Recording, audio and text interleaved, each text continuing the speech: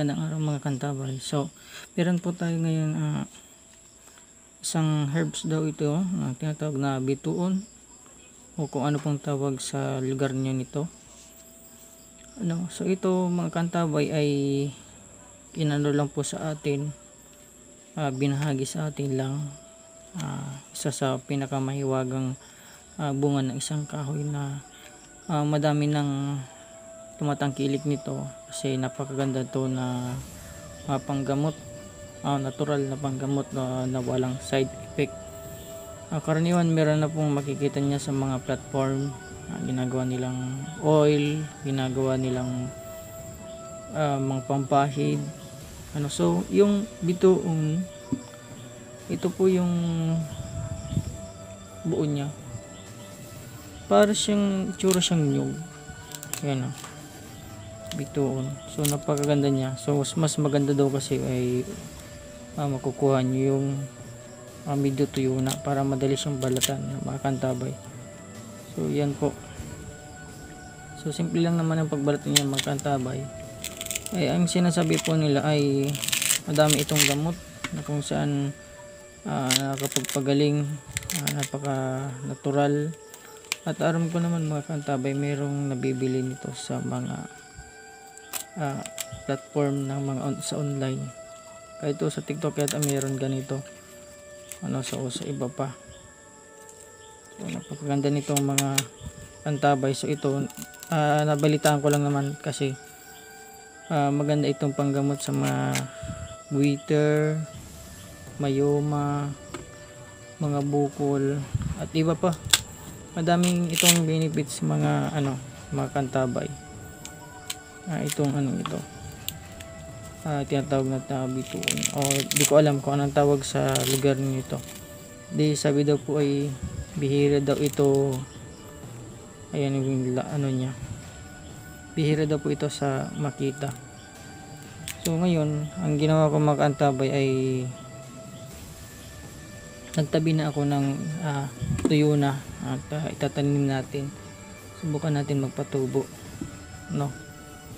so ayan. So tingnan natin mga kantabay, para siyang nyug, ayan. Pero ang amoy niya mga kantabay is amoy kamote, so ito po yung laman niya.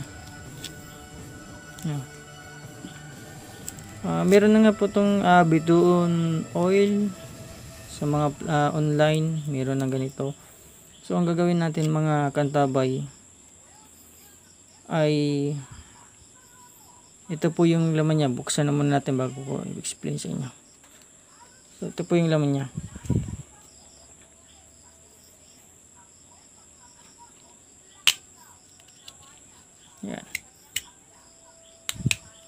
Yan. So kulay puti siya, So ang panggamot sa kanya itong puti na yan. Pwede niyo siyang kayudin, at dikdikin. Kung meron kayong maliit na pangdikdikan, pwede ito, at pwede na kaagad ipangtapal sa mga bukol. Kung gagawin niyo naman na mga pang-haplas, magaganda po itong ipanghalo sa langis ng nyug, yung in-oil na nyug. Yan yung bituon, po. So madaming benefits po siya, benefits na idudulot. Sikat na sikat po ito sa dapat na dami na itong pinatunayan. So naibigay lang sa atin to, at sabi nila ay maganda sa may mga bukol na mamaga.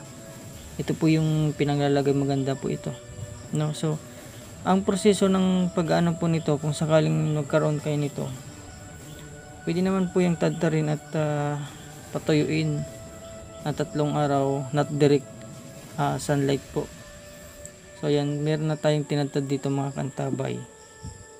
So ang gagawin natin siyang ilalagay natin sa garapa o sa bote. So medyo papatuyo-tuyo lang natin ito. At panghalo natin yung oil nyug. Huwag lang po yung pangluto.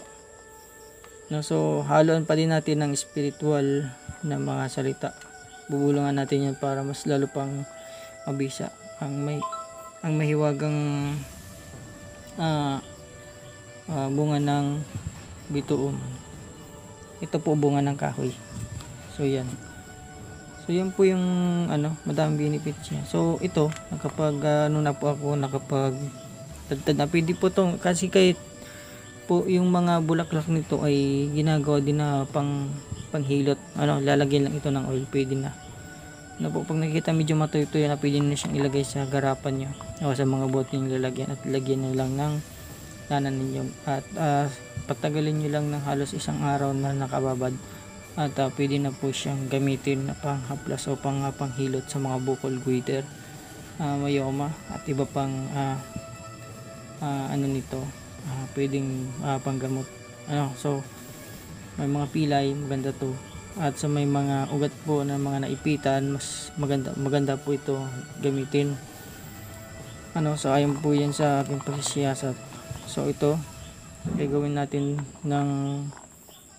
pa natin ng sa spiritual, pas lalo pa siyang tumindi yung bisa. So abang-abangan nyo po mga kantabay yung i-upload natin sa susunod, yung bunga ng bituon na inilagay sa bote ng garapa. Ito po yung niya, mga bunga, saka ito yung laman niya. So tatadtarin na lang natin ito, so yung iba kasi natin mga kantabay ay ibabahagi natin yan sa ating mga kasamahan. So ito kasi matantabay madami na ito, pero magbubukas pa tayo. Mas maganda kasi mga kantabay, mas mali siyang bubukas yan pagka siya. Ito nga may naglalanis na siya. Kasi ito mga kantabay, nalalaglag na kasi yung ito mga ganitong itsura, nalaglag na sa lupa. Ito ganun din, kasi makikita mo siya dito sa niya, sa inalisan niyang galing puno. So ibig sabihin ito maganda na tong gamitin na ganitong Hindi naman po mahirap itong balatan mga kantabay. Kung napadaan lang po kayo sa aking YouTube channel, please subscribe, like, and share para po makatulong naman po tayo sa iba. Ayan mga kantabay.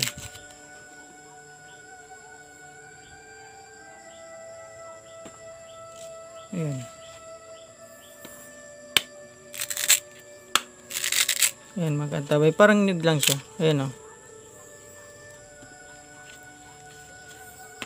parang kamag-anak lang siya ng nyug. Ayan, so yan lang po yung gagawin dyan mga kantabay.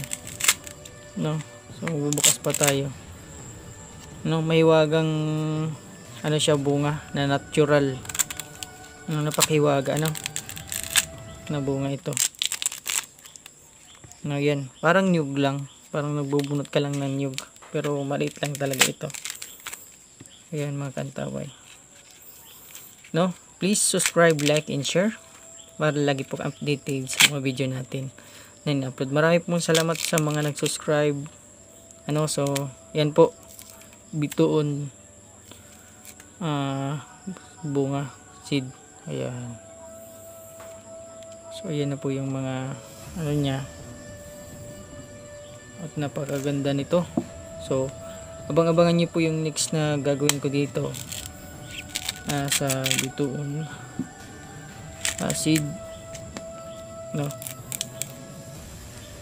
Inaluban tayo ng mga kaibigan natin.